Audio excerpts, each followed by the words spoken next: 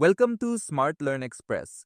Today, we're diving deep into the world of data mining, one of the most powerful tools behind artificial intelligence, business growth, and data driven decision making. Data mining is the process of exploring large data sets to identify meaningful patterns, trends, and relationships. Every click you make, every product you buy, every video you watch, all of it generates data, and data mining helps organizations turn that raw information into valuable insights. Let's break it down simply. Data mining includes several major techniques. The first one is classification, where data is sorted into predefined categories, like detecting whether an email is spam or not. Next is clustering, where data is grouped based on similarity, even when no labels exist, for example, grouping customers by behavior.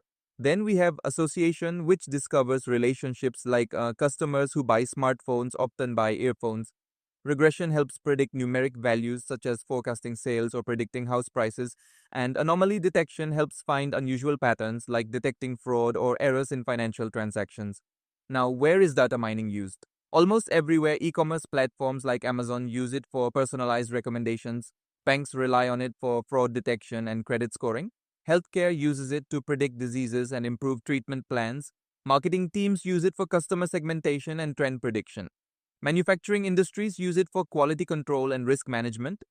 To perform data mining, professionals use powerful tools such as RapidMiner, Canime, Weka, Python libraries like Pandas and scikit-learn, R programming, and Tableau for visualization.